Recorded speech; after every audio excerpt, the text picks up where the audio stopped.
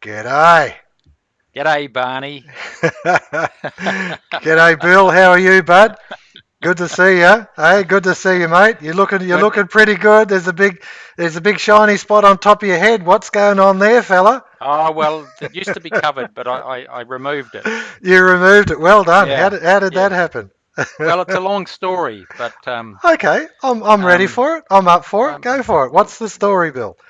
well, actually, it's a long and a short. I'll give you the short version of it, and the short version is I'm even thinking of stopping dyeing my hair and letting it go back to its natural colour. Good on you. Good on you. That's excellent. Okay, no worries. Well, I I it's lovely to I see you, blame Bill. blame my grandfather. Actually, I inherited his trait for receding hair. Okay. Yep. Yep. Yep. Yep. Well, It's nice to have somebody to blame. it is too, and the thing is that being what I am, I'm growing a full head of hair every year, and it gets a bit drafty come shearing season, but most times I've got plenty. And if you like, I might, I might, I might even give you some of mine. Good on you. Good I'm on you. rather intrigued with the hat. Well, I'm just wondering if there's any more like that. I'd like a hat like that. you would. Yeah. Well, it's okay. All right. Let's put it in perspective. Now, from where I understand the history of this hat, there were diggers from both sides of the Tasman used to wear this hat. I could be wrong, but I don't think I am. So I think you should know where the hat comes from. I think it's part of your history as well as ours. Oh, it certainly is. Yeah, Yes. yeah, beautiful. No worries. So I don't think I'm too far out of place. No worries. Now, Bill, you had mentioned that you wanted to tell us a yarn or a story, and I'm up for it. I'd be keenly interested to know what it is you want to talk about. Okay. Well, I grew up on a farm, and I can remember at harvest time and shearing time, there'd often be a lot of my father's friends there, Hmm. and some of them would tell some stories, and we were small kids, not much bigger than what Barney is really, and Okay, righto. we sort of the environment we grew up in those days. You didn't question pretty much what any adults told you. So some of these stories had what was called a tall nature to them. Okay, yep, yep, yep, And I remember on one occasion we're having smoko's morning tea or lunchtime, and we'd all be pretty thirsty, and the weather would be fairly hot, and the yep, ladies of the house, my mother and my sisters, would yep. bring us out some a cup of tea and some scones and Hmm. cream and jam and that Hmm. kind of thing, Yep. and we'd look forward to that. So we'd be quenching our thirst. And I do remember a story told by one of the older chaps there, and he went on a little bit about how us children we how easy he thought we had it these days. And when he was our age, and I guess I was about 8 or 9, or maybe even 7 at the time, Yeah. and he said he had to be up at 3 o'clock in the morning and help his parents milk the cow, and then they had to leave about 6. Him and his brothers and sisters and the neighbours, they'd leave about 6 o'clock in the morning to walk to school, and how easy it was for us these days, and kids didn't know how lucky they were, and all the rest of it. Some years later, my mother said, "Oh, that was so and so. He was totally spoiled. He never did a full day's work in his whole life." But he was a great storyteller, Yep, yep, and yep. I remember amongst one of the yarns he said one of the things he said, I grew up in Southland. Now I grew up in what's called South Canterbury. That's about halfway down the east coast of the South Island of New Okay. Zealand. Yep, yep, So further south from that is then Otago, and then after that Southland. yep. And again, a lovely farming area. So he'd grown up down there, and he said to us that in the season when they were mining the flour. Now, I'd always thought that flour came from wheat being crushed, but we didn't sort of question what adults said. So he said Mm. in the season when they were mining the flour Yep. and blasting, he said the whole of Southland would be covered in white from the blasting of the flour. And I'm thinking, well, I've heard of mining of coal and bauxite and iron ore and stuff like that, but you sort of think, well, I must have got something wrong. I really thought the wheat we grew on the farm went off and got crushed, and that's where flour came from. But I guess he knows what he's talking about. And of course, telling it with an absolutely straight face.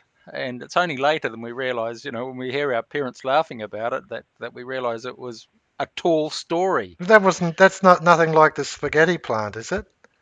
We Oh, around mm, April time, around April, 1st of April, we have the yarns told around us, and they talk about the spaghetti plant. And of course, one of the telly shows, one of the news services on the 1st of April, was running this thing about they're in the, I think it was honestly it was on vineyards, and sure as eggs, there's the camera running out, and they're looking at this spaghetti hanging off the bottom of the vines. And a bloke goes up and he starts harvesting the spaghetti off the vines. Well, okay, April Fool, anyone can fall in for that one.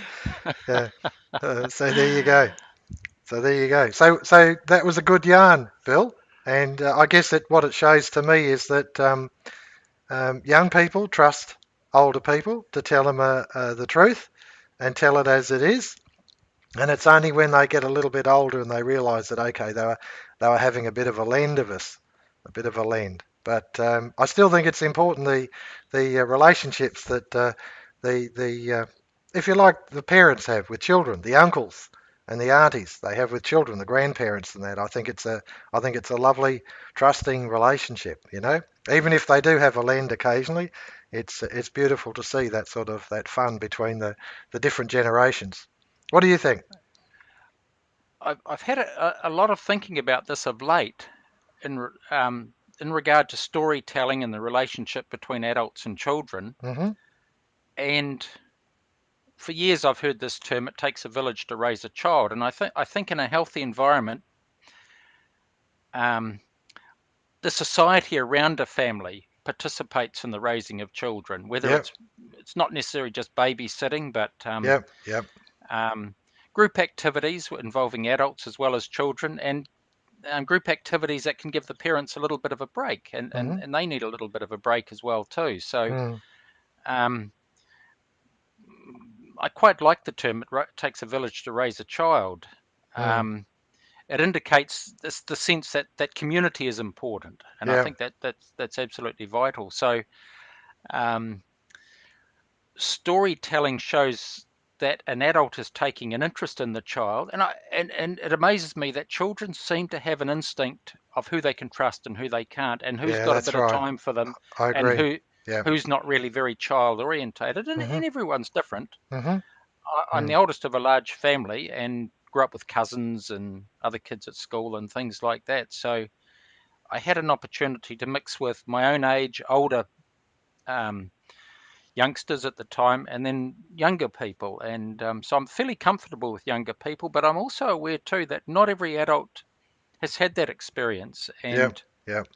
um, quite surprisingly, many adults, and I think it's a sad thing, either through a lack of experience or um, a combination of a whole lot of factors. Some of them part of the breakdown, perhaps, of current times. Do not have not had that experience of a relationship with younger people, Hmm. and likewise younger people with older people. And I think that's quite sad, but I think a lot can be done to help with regeneration of things like that. Hmm. Yeah, And another factor, I remember driving to work one day. I was nipping down to work. I was running a print shop, working in a print shop at the time, and one Sunday afternoon, I nipped down to do a few things. And on the way down, there's a young lass on the side of the road delivering newspapers, yep, yep. and a dog had her bailed up. Oh, And just as I drove past, I whipped on the brakes. So I'd gone past 20 or 30 meters and jumped out of the car, and the poor kid ran off. And I guess she was 8 or 9 or 10-year old. And then Hmm. I suddenly realised she was more scared of this strange man stopping than the dog. And probably the dog wasn't really going to do her any harm, but she was on one side of the power pole and the dog's on the other, and the poor kid was terrified. Yep, So I yep. called out to her, "It's all right, I was just seeing if you're okay," but she had hightailed it and dropped all her newspapers on the ground. Um, and there was a period there, it's still there, but there was a period where a great deal of mistrust was being taught to children to be just um, that almost all strange adults, particularly strange men, are a threat. Yeah. And some are, sadly, but I think you can take that too far as well. Hmm. And that frightened a lot of men. Um, and I think as men we have to get over that. Yeah. Yeah. We have to trust ourselves, of course, and if you don't want to be alone with children, then be with other adults. But Yeah. Yeah. learn to be kind and caring and offering safe environments to children, I think, Mm. and storytelling, I think, can just naturally develop from that. Of course, modern communications, in my view, have destroyed to a large extent the ability to storytell. But Yeah. Yeah. we've all got stories inside ourselves, and whether you read it out of a book or just recollect something from the past, Hmm. it's amazing. I've spent hours talking to children and just stunned at how quickly the time goes. And of course, you get feedback Yeah. Yeah. and you can answer their questions or listen to their little stories as well, and Mm. it's fascinating. I understand you're pretty fortunate, Bill, because you're an uncle, or at least you're an extended uncle to a lot of children, and so Um, you've used that position of trust to the point of being able to talk to children in a fashion that's wholesome, and so it should be. it should be wholesome. Yeah, yeah. Um, Children fascinate me. If I'm worried about something and then I'm around with some kids, you end up forgetting about your worries.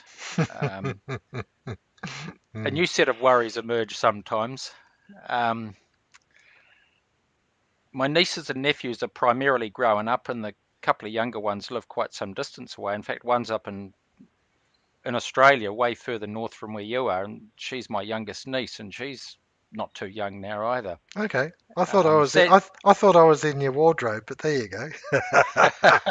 you, you've you, you've come. I won't say you've come out of the closet. No, we won't say that. We won't say that. A good play on words there. Yeah. Good on you. But I know some other kids, and I Yeah. do a bit of babysitting now and again, and Hmm. it's nice to give their mum a bit of a break. Mm, And I mm. had a little lad with me on holiday last year, and we stayed at my mother's place, and it was a fantastic time. I was expecting to spend Christmas um, lounging on a couch and reading a book, but Mhm, instead I ended up with this little lad, 8 year old at the time, mhm. and I was forced to do things. I had to find things that I could do with him in the local area, and so we rode a steam train, and the carnival was on at the local beach, and Yep, we went yep, there nearly every day, and it was fascinating to do something that drew me out of myself as well too. Instead of sitting, well, I simply had not the opportunity to sit around reading a book, yep, yep. and it made me see too that a kid sees things a little different, and doesn't take too much to get them excited. If is You have to sort of accommodate the things that interest them and don't bore them too much. Mhm. But Yep. we were driving off to the carnival there one day, and suddenly he saw a kite being flown from a local park. So we stopped there, and a Mhm. um, lovely couple. Both she and him were very interested in kites, and they were flying these. Well, she was flying a kite, and he was looking for some component that had fallen off his kite. Yep. So I went off helping him to try and find something. I wasn't sure that what it even looked like, and she let the little fella hold the kite, and it occupied him for about an hour. No trouble whatsoever. He was totally engrossed in holding this kite and steering it around and all that kind of thing. I Um, like that. Yeah, yeah. yeah, yeah, Mm. and she was delighted to offer that opportunity to him as well too. And seeing a kid, they get totally engrossed in what they're doing. There's they're not too sidetracked when they're totally engrossed in something, and it's fascinating. And most kids these days want to play on electronic devices, but when they get into something like this, Mm. out in the fresh air, Mm-hmm. flying a kite, Yep. um, there's no electronic devices required. That's not on the agenda. No, that's right. Hands up in Mm. there, holding onto that string and getting dragged around everywhere. I think that's just pretty exciting. Pretty Yeah, exciting. and Yeah. I actually I don't like this thing of I know it's a convenient babysitter sometimes, the electronic devices for hard pressed parents or Mm-hmm. single parents, Yeah. but I really think it needs to be restricted. Yeah. Even a walk, an adult taking kids for a walk Mm-hmm. is a lovely thing to do. I have a friend and she has some kids, and they discovered that there's a man who's an older man who's in poor health, lives nearby, Mm-hmm. and I believe he has a leg missing now as well. That's been chopped off by the doctors because Mm-hmm. of his diabetes. Yeah. And so Yeah. she engages her children to take them around with herself and visit this man. And I think Mm-hmm. this gives another dimension to Mm. something that those kids can offer to him. Obviously, cheers him up Yeah. Yeah. and lets them see another aspect of life too. Here's somebody who's a bit housebound. He's not in the best of health, Mm-hmm.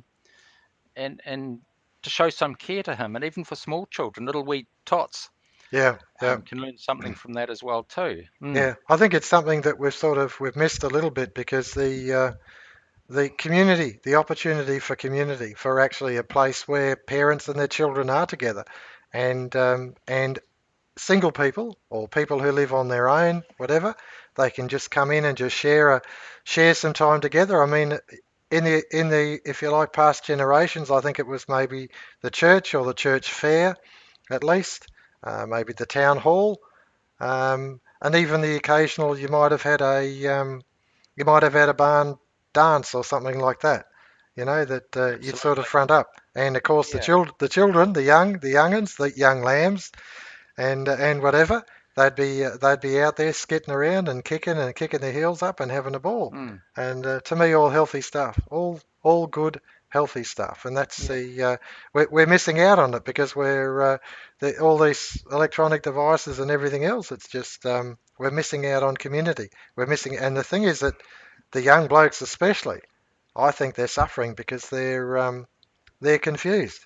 They're not sure where they're going, what they're doing, and of course, with this age, if you like, of robotics, automation, all that sort of stuff, um, work doesn't appear to be there for them. You know, there's so many things that makes it, if you like, confusing for them. Confusing, yeah. So there's certainly a lot of opportunity for community to develop community, and I think you mentioned Yeah. last time we talked, you mentioned something about where there was a program or something that where people could actually mentor men could mentor young boys in that they didn't necessarily have a dad, and so these other people, these other dads would step up and say, well, all right, we'll have a look at it in the right environment and take them under our wing and see what we can do. And I thought that was a beautiful thought, Bill. I'm sure you have something similar, and it may even be a worldwide group. In New Zealand, we have a group called Big Buddy, Yeah, yeah. um, where that is organised and arranged. And I've known of one or two cases of men spending years and even remaining very good friends when a young lad has grown up and is a young man, and they've become a family friend. Hmm. Um, Yeah, I like it that. requires a lot of commitment, Yeah. and that some men either their own children have grown up, or in Mm. some cases they may not have their own children, Hmm. um, and they just spend a lot of time with these lads, Mm. and it's organised through the Big Buddy movement, and I think there's some tremendously good activity done, and the outcomes to me I can only be good and healthy Yeah, yeah, of that's that right. type of thing. And it's there's a lot of sad cases. There's it's not that community doesn't exist, but it's stressed. mm, there's some heroic efforts for, say, organising markets and family picnics and Christmas things and mhm, community mm, things. There's some wonderful things like that, but people are so busy, they're either mhm. overworked or they haven't got the money, Yeah, or both, yeah, to be able to do so much community stuff. But a few people do still organise things, and even local councils and local governments organise things at Christmas and Easter and yeah. celebrating New Year. I was at one last year, seeing the on New Year's Eve, where the local council, the local town council, put on a fantastic fireworks display on the beach. Okay, yeah. This was both to encourage people to come to the beach rather than doing it at their own home or on their own Mhm, farm, mm, and enjoy the community spirit. In fact, it started to rain, but it didn't seem to put people off too much, and it was a fantastic display. And I beautiful. think much safer to do it there, and there's some community activity in it. Then there's Yeah, kids there, people of all ages. yeah. No, lovely, Um, lovely. Yep, yep. I but like that. there's a lot of sad situations, and where men step forward like that, I think it's growth for the older man as well. Yeah, yeah. Tremendous growth and tremendous satisfaction as well. Mhm, So, and there's obviously some procedure for working out that, look, are you aware of what you're getting into? Can you make this kind of a commitment, or mhm. can't you make this kind of commitment? It's not just let's see how it works. Yeah, yeah.